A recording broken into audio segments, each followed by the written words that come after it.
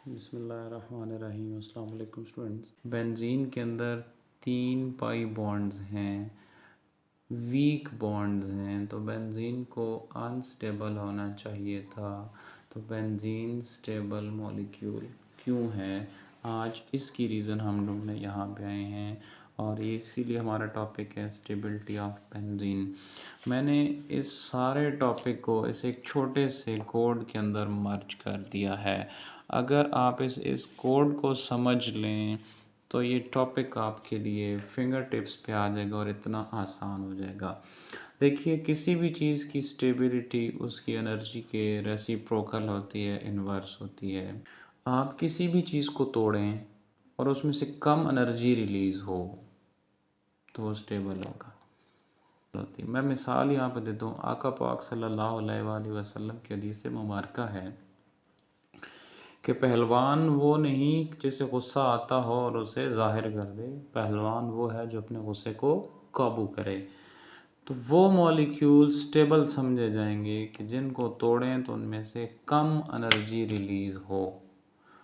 वो मॉलिक्यूल जिनको तोड़ें उनमें से कम एनर्जी रिलीज़ हो वो स्टेबल कहलाए जाएंगे। तो बेंजीन के अंदर तो 3 पाई बॉन्ड थे, वीक बॉन्ड थे, वो तो जल्दी टूट जाने चाहिए थे। जल्दी टूटेंगे तो स्टेबिलिटी कम तो एनर्जी ज़्यादा। यही तो मसला नहीं समझ आ रहा, इसके लिए हमने ये एक डायग्राम बनाई। हम लेट करते हैं, हमारे पास एक मॉलिक्यूल जिसका नाम साइक्लोहेक्सीन है। हेक्सीन से नाम याद रहेगी, यहाँ पर डबल बॉन्ड है।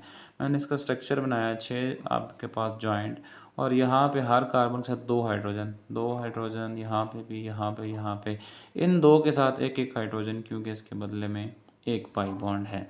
एक पाई बॉन्ड यहाँ पे हम जो सहारा लेंगे वो हाइड्रोजिनेशन के लेंगे। हम इसके अंदर हाइड्रोजन का मॉलिक्यूल ऐड करेंगे, और जब मॉलिक्यूल ऐड करते हैं पाई बॉन्ड टूटता है और 119.5 किलो जूल एनर्जी रिलीज़ होती है। याद रखिएगा कि नेगेटिव का मतलब कम नहीं होता, यहाँ नेगेटिव का मतलब कि दिस इज़ एक्सोथर्मिक रिएक्शन। तो हम साइक्लोहेक्सीन लेते हैं, उसकी हाइड्रोजिनेशन करते हैं तो हेक्सेन में यानी कि साइक्लोहेक्सेन में चला जाएगा।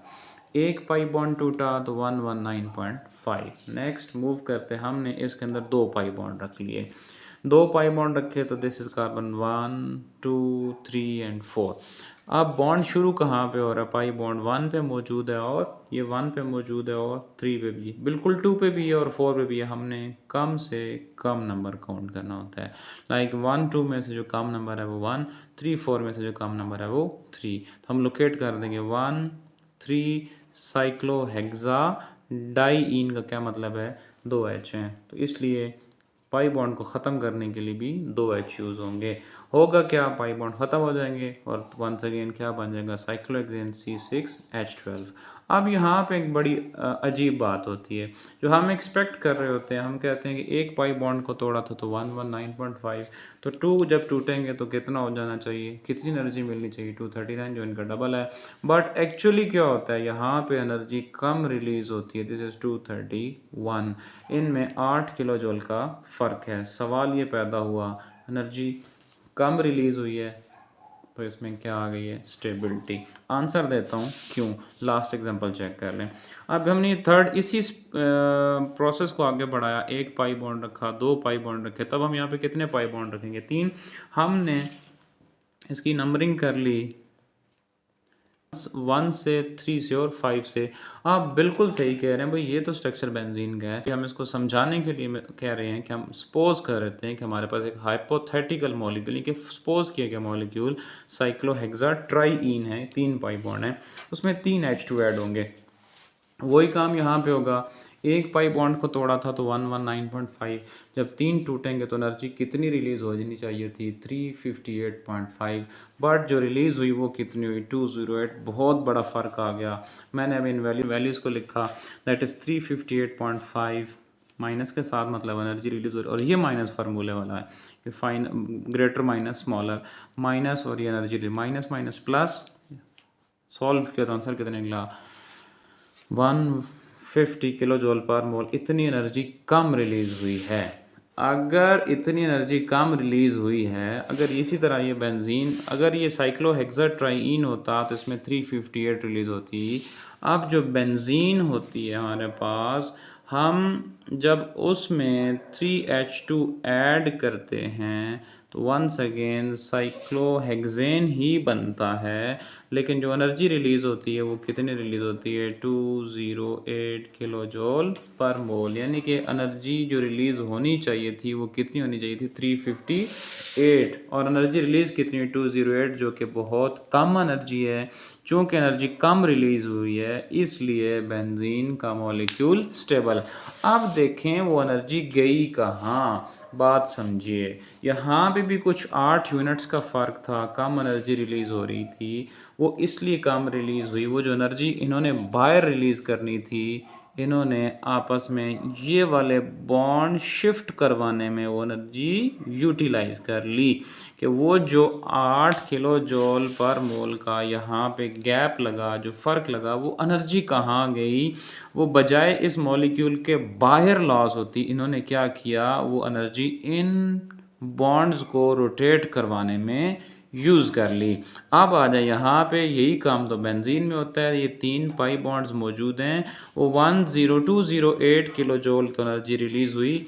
ये 150.5 किलो जूल कहाँ गायब हो गई, ये बजाय इस मॉलिक्यूल के बाहर रिलीज़ की जाती, ये एनर्जी इन पाई बॉन्ड्स को अंदर रोटेट करवाने में यूटिलाइज़ हो गई। अब सवाल पैदा होता है कि ये कब कब और कौन कौन से मॉलिक्यूल्स और क्या कंडीशंस हैं कि एनर्जी इनको रोटेट करवाने में यूटिलाइज़ कर लेंगे। तो इसकी सिर्फ एक ही कंडीशन है कि आपके पास जब भी पाई बॉन्ड हो, 2 या 2 से ज़्यादा हों, like this and this molecule is considerable, pi bond 2 या 2 से ज़्यादा हों और उनके दरमियान कॉन्जुगेशन हो, उनके दरमियान कॉन्जुगेशन क्या होता है कि 2 पाई बॉन्ड या 2 से ज़्यादा पाई बॉन्ड्स अल्टरनेटिव पोजीशन पे हों।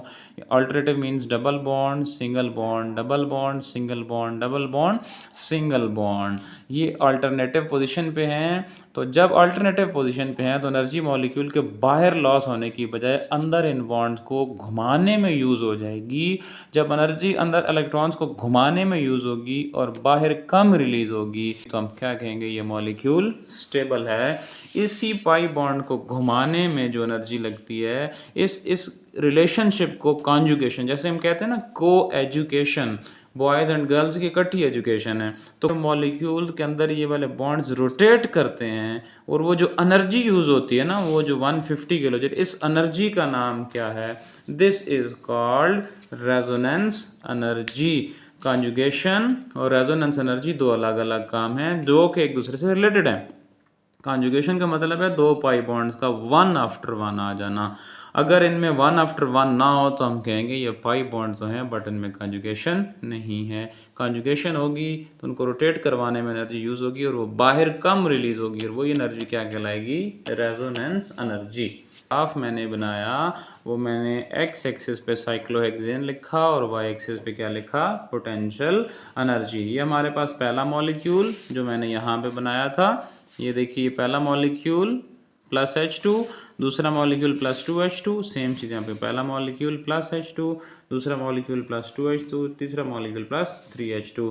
119.5 एनर्जी रिलीज़ हुई, 239 रिलीज़ हुई, 358। जो बेंजीन था उसमें कितनी रिलीज़ हुई, 208, और कितनी एनर्जी कम रिलीज़ हुई, 150 किलो जूल पर मोल, जिसको हम क्या कहते हैं, रेजोनेंस एनर्जी कहते हैं। What is resonance energy, what is resonating structure, the possibility of pairing, the possibility of different pairing scheme of unhybrid orbitals. जितनी ज़्यादा रेजोनेंस होगी उतनी ज़्यादा स्टेबिलिटी होगी। Resonance is directly proportional to stability and is inversely proportional to energy. ये next आपके पास MCQs हैं।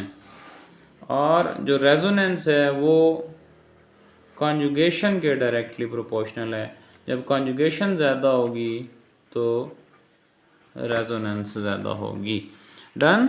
अब देखिए ज़रा यहाँ पर इसी सारे पैराग्राफ को मैंने समझाने की कोशिश की जो हम पिछले टॉपिक में पढ़ चुके हैं। मैंने यहाँ पे 6 PZ अनहाइब्रिड बनाए अब क्या करते हैं, अगर ये इनके अंदर एक एक इलेक्ट्रॉन मौजूद हो, अगर एक एक इलेक्ट्रॉन इनके अंदर मौजूद है, ये मैंने दो स्ट्रक्चर बना लिए हैं। अब क्या होता है, अगर ये दोनों आमने सामने वाले शेयर हो जाएं, ये दोनों आमने सामने वाले शेयर हो जाएं और ये दोनों आमने सामने वाले, ये नहीं शेयर हो सकते, इनमें गैप बहुत ज़्यादा है। अच्छा, अब तवज्जो कीजिए, अगर ये आपस में शेयर हो रहे हैं तो पाई बॉन्ड इसी रुख पे बनेगा, और अगर ये दो आपस में शेयर हो रहे हैं तो पाई बॉन्ड इस रुख पे बनेगा, और अगर ये दो शेयर हो रहे हैं तो पाई बॉन्ड इस रुख पे बन जाएगा। This is first pairing scheme. अब आपके पास ये जो आपके पास अनहाइब्रिड ऑर्बिटल था, ये अपने इस सामने वाले के साथ शेयर हो रहा था। अगर ये इसके साथ सामने वाले के साथ शेयर ना हो तो ये इधर भी शेयर हो सकता है, ये इधर भी शेयर हो सकता है, और ये इधर शेयर हो सकता है। इन्हीं अल्फाज को आपने ऊपर लिखा है, possibility of different pairing scheme. ये पहली पेयरिंग स्कीम थी और ये दूसरी pairing scheme, due to unhybrid, ये वाले सारे अनहाइब्रिड ऑर्बिटल्स थे। आप देखो, जब ऊपर ये दोनों आपस में शेयर हो जाएंगे तो ये बॉन्ड यहाँ आ जाएगा, ये बॉन्ड यहाँ आ जाएगा और ये बॉन्ड यहाँ आ जाएगा। ये सारी बात यहाँ पे लिखी, और इस रोटेशन की वजह से एनर्जी बाहर रिलीज़ कम होती है और बाहर से कोई चीज़ यहाँ पे मुश्किल से अटैक करती है। आप देखें, ये 3 पाई बॉन्ड बने। अब इसके दरमियान ये जो रेजोनेंस का स्ट्रक्चर एरो लगाया गया, ये डबल हेडेड एरो शो करता है कि रेजोनेटिंग ये वाला स्ट्रक्चर इसमें शिफ्ट हो जाता है और ये वाला इसमें शिफ्ट हो जाता है। इसमें क्या होता है, अब देखिए ज़रा, ये वाला अगर बॉन्ड इस जगह शिफ्ट हो जाए तो ये बन जाएगा, और ये वाला बॉन्ड अगर यहाँ शिफ्ट हो जाए तो ये चीज़ बन जाएगी। सिमिलरली ये अगर इस रुख पे आ जाए तो ये बन जाएगा। This shifting of unhybrid orbital is called resonance. बताता हूँ, अभी थोड़ी देर पहले आपसे कोड शेयर किया गया, ये दो रेजोनेटिंग स्ट्रक्चर कैक्यूल ने दिए, जबकि ये वाले किसने दिए थे, डी वॉर ने दिए थे। मैं करना क्या, ये जो दो आमने सामने वाले लेंस हैं ये थोड़ी सी बड़ी बड़ी बना देनी है। ये डी वॉर का स्ट्रक्चर था, इसको नंबरिंग करें, यहाँ पे नंबर शुरू करेंगे। This is carbon 1 2 3 4 5 and so on. अब क्या करना है, ये स्ट्रक्चर थोड़ा सा टिल्ट करके आपने बना लें, जैसे बुक में। मैं आपको एक आसान ट्रिक, अभी मैंने कहाँ से शुरू की थी, 1 से एक स्टेप पीछे ले आए। देखें, ये टॉप पे था, एक वापस लें, 1 2 3 4 5 एंड 6। अब देखिए जो डिफरेंट लेंथ है वो कौन कौन सी है, C2 और 5 मेंशन करते हैं।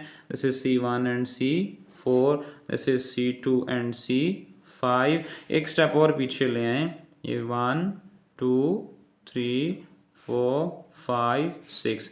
अभी किस किस के दरमियान है, C3 और C6 के दरमियान है। ये वो लेंथ्स हैं जिनकी बॉन्ड लेंथ बाकी मॉलिक्यूल से क्या है, डिफरेंट है। इन तीन की कोई कंट्रीब्यूशन खातिर ख्वाह नहीं थी, ये नहीं मानेंगे। उसकी वजह क्या है कि जब बॉन्ड लेंथ बढ़ती है तो बॉन्ड स्ट्रेंथ कम हो जाती है। अगर आपके पास एक रबर बैंड है, आप उसको खींचते जाएं, जो उसकी लेंथ बढ़ती जाएगी उसकी स्ट्रेंथ क्या हो जाएगी, कम हो जाएगी। This is well and betterly contributed by Kekulé and De Vos structure have due demerits due to its bond length। ये हमारा टॉपिक था जिसमें हमने ग्राफ को पढ़ा और हमने सबसे पहले मॉलिक्यूल्स को देखा कि ये मॉलिक्यूल्स की एग्जांपल क्या ली, हाइड्रोजनेशन ली। ये हमारे पास कोड है, stability is inversely proportional to